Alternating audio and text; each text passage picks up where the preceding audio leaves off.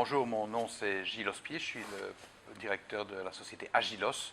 Nous sommes une société qui existe depuis 6 ans et on est spécialisé dans tout ce qui est business intelligence autour des produits ClickView. Alors, la business intelligence, historiquement, c'est la capacité de réunir les informations pour permettre aux personnes qui doivent prendre des décisions de décider le plus rapidement possible sur base d'informations complètes. Depuis lors, il y a un élément nouveau qui s'est mis en place. On s'aperçoit que le temps, le timing joue beaucoup. Le timing joue un rôle très important dans les prises de décision et l'important, c'est de pouvoir, au bon moment, ramener l'information, montrer un comportement, montrer une séquence d'événements qui suscite une décision. Le CRM est devenu un des fondamentaux du statut d'activité de l'entreprise. Si aujourd'hui vous avez les informations qui viennent des ERP, vous pourrez retrouver avec la Business Intelligence des informations du passé, du présent, mais ce serait très difficile à faire une prédiction. En utilisant les informations du CRM, où vous avez des forecasts, vous avez des comportements, vous avez des possibilités de faire du profiling, vous allez pouvoir ajouter aux informations qui viennent du passé et du présent toutes les possibilités sur le futur. C'est absolument nécessaire et heureusement que le CRM permet d'avoir ces informations, qu'on puisse les traiter en Business Intelligence. En fait, un des premiers éléments, c'est l'analyse des relations entre les différents éléments de l'entreprise. Ça peut être par exemple tout ce qui est le forecast et l'activité de l'équipe commerciale, voir si c'est en ligne avec les attentes. Ce qui va être aussi possible, c'est faire l'identification de profils types, de voir des comportements, des profils, et de pouvoir, en fonction des analyses de ces profils, définir des actions commerciales. Ce qui va être aussi possible, c'est de susciter la créativité.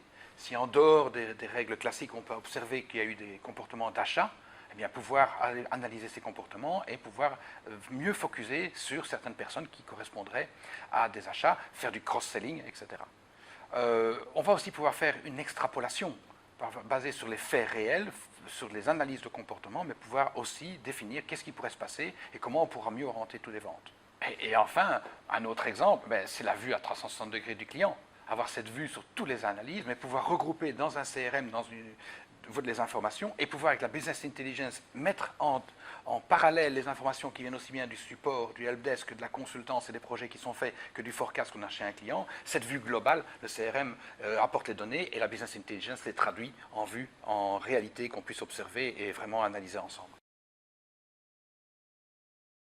Alors, la première chose, un projet BI, c'est un projet d'entreprise. Donc, il faut que tout le monde dans l'entreprise adhère au fait de mettre le projet BI en place. C'est la condition sine qua non de la réussite.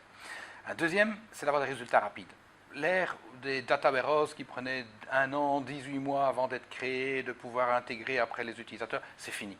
Il faut que dans les premières semaines, on ait déjà des prototypes, des pilotes qui permettent vraiment de fédérer tout le monde, de voir comment ça va travailler, de leur donner leur input et de les impliquer. En fait, un des points cruciaux aussi, c'est d'incorporer les utilisateurs dès le départ. Que ces utilisateurs, dès le départ, soient dans le mouvement, soient dans l'action, comprennent ce qui va être fait et qu'on ait ensemble bien défini le vocabulaire de l'entreprise, parce que le vocabulaire de l'entreprise va être pris dans toute l'information business intelligence qui va être mise sur le CRM. Et enfin, il n'y a pas de succès sans que le management soit vraiment impliqué. Il faut que le management utilise la BI pour pouvoir demander aux personnes ce qui s'est passé et l'utilise tous les jours pour vérifier. Si le management utilise la BI, tout le monde l'utilisera. Dans les erreurs à ne pas commettre, je crois qu'il faut le positionnement de la BI par rapport au CRM. Une des erreurs surtout à ne pas commettre, c'est de présenter ça comme un outil de contrôle et pas comme un outil de valeur ajoutée.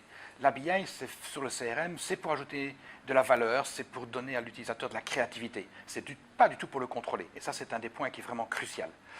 Il faut passer du temps aussi à la formation des personnes qui vont utiliser l'outil. Il faut aussi que l'outil reste simple. S'il y a trop de complexité, personne ne l'utilisera. Il faut que les gens l'utilisent. Ça doit être un outil qui est constamment ouvert, qui est constamment disponible sur le bureau et qui permet vraiment d'utiliser un maximum de toutes les informations. Pour ça, il doit être intuitif, simple, pas du tout complexe et adopté.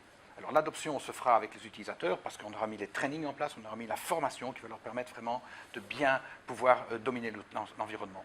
En fait, ma phrase, je dirais, c'est simplement « vous adoptez une plus-value, vous n'avez pas un contrôle permanent ». La BI sur le CRM, c'est de la plus-value. Alors, si on veut en savoir plus, on contacte qui? Contactez Agilos, nous sommes à Bruxelles et au Luxembourg. La société, c'est 25 personnes, plus de 15 consultants certifiés BI dans l'environnement ClickView, ClickSense. C'est un mélange de personnes qui viennent du business et de personnes qui viennent de l'IT, de manière à pouvoir comprendre les problèmes business et de pouvoir les intégrer dans tout ce qui est BI.